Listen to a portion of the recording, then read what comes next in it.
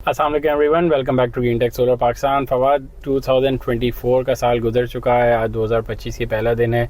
कैसा रहा 2024 का साल, स्पेशली सोलर इंडस्ट्री के लिए, जिन लोगों के बिल ज़्यादा आते थे उनके लिए, और जिस लिहाज से बिजली के बिल्स इंक्रीमेंट हुए थे पिछले साल में, उनके लिए कैसा रहा पिछला साल? सबसे ज़्यादा बेनिफिट 2024 में सोलर के रिलेशन से कस्टमर का रहा है, और सोलर की जो प्राइसेस हैं वो सोलर 2024 में सबसे ज़्यादा उसमें कमी आई है। इतनी कमी पिछले 2023 या 22 या 21 में नहीं आई, ना ही पिछले पूरे डेकेड में आई है जितनी 2024 में आई है। जिसका मतलब है कि 2024 के स्टार्ट में अगर रेट्स थे तकरीबन 60 से 70 रुपए के दरमियान में, तो अभी करंटली रेट्स आपको मिलेंगे 25 से 35 के दरमियान में।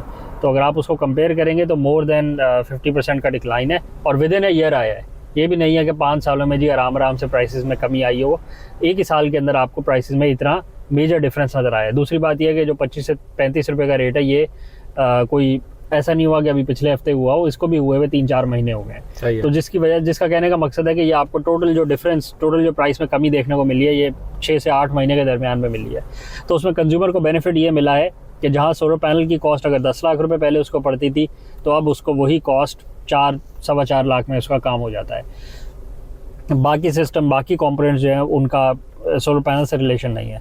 इसकी वजह क्या रही है? वजह वही रही है कि जो चाइनीज़ सप्लायर हैं, चाइनीज़ मैन्युफैक्चरर्स हैं, स्टॉक ज़्यादा बनाया हुआ है, और डिमांड उतनी उस हिसाब से नहीं है। वैसे डिमांड अभी भी बहुत है, वो बहुत ज़्यादा दुनिया ने सोलर पैनल्स को अडॉप्ट नहीं कर लिया। चाइना ने खुद ही बहुत ज़्यादा अडॉप्ट किया है, और उसके अलावा कुछ मुल्क हैं जिन्होंने बहुत ज़्यादा अडॉप्ट किया, बाकी मेजॉरिटी दुनिया ने अभी भी अडॉप्ट नहीं किया। तो चाइनीज़ मैन्युफैक्चरर्स ने जो अपनी प्रोडक्शन है वो बहुत ज़्यादा रैंप अप करी हुई है, जिसकी वजह से सप्लाई बहुत ज़्यादा है, जिसकी वजह से कॉम्पिटिशन बढ़ जाता है चाइना में, और फिर उसके बाद ग्लोबल मार्केट्स में। उसकी वजह से पाकिस्तान में भी स्टॉक जो है ओवर सप्लाई हुआ है, जिसकी वजह से आपको पाकिस्तान में भी रेट्स कम देखने को मिल रहे हैं, और कस्टमर को ही बेनिफिट मिल रहा है। तो 2024 के साल की अगर बात करें, सोलर से रिलेटेड सबसे ज़्यादा बेनिफिट कस्टमर को रहा है।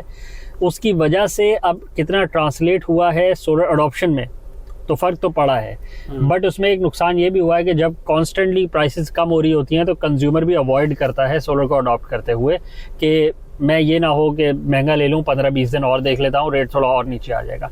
तो कंसेक्यूटिवली प्राइसेस पाकिस्तान में नीचे ही आई हैं, तो उसकी वजह से थोड़ा अडॉप्शन में ये इशू तो आया है कि कंज्यूमर ने थोड़ा सा डिले किया है कि चलो प्राइसेस को स्टेबलाइज होने दो, नीचे आती हैं आने दो, जितनी नीचे आएंगी फिर वहाँ पे ले लेंगे।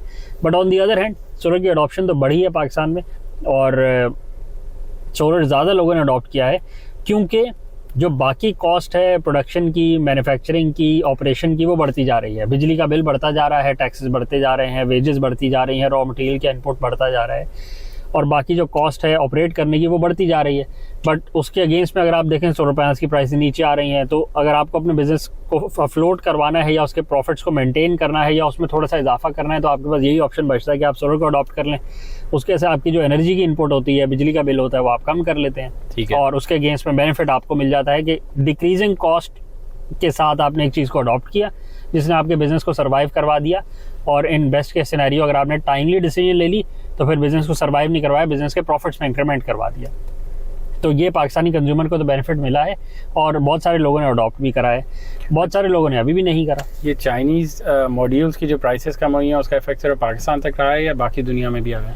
ओवरऑल ग्लोबली अडॉप्शन बढ़ी है, बट उसकी एक वजह ये भी है कि जो चाइनीज़ मैन्युफैक्चरर्स हैं वो यूएस में को बहुत ज़्यादा ओपनली प्ले नहीं कर पा रहे, जिसकी वजह से नॉन यूएस प्लेयर्स को बेनिफिट ज़्यादा हो रहा है कि जो चाइनीज़ कमोडिटी और बाकी दुनिया में फ्लड ज़्यादा हो रही है, और आपको एट पार क्वालिटी मिल रही है, कंपेटिटिव प्राइसिंग नहीं मिल रही, आपको चीप प्राइसेस में मिल रहा है, बिल्कुल उन पैसों में मिल रहा है कि जिसमें आप सोच भी नहीं सकते। 30 रुपये का वॉट आज से 2015-16 में होता था, जब आपका डॉलर का जो कन्वर्जन रेट होता था वो आज से 3 गुना कम होता था, और उसकी एफिशिएंसी भी कम होती थी, 17-18% होता था। बिल्कुल 15-16-17% की एफिशिएंसी, छोटे छोटे पैनल, कॉस्ट ऑफ डिप्लॉयमेंट ज़्यादा।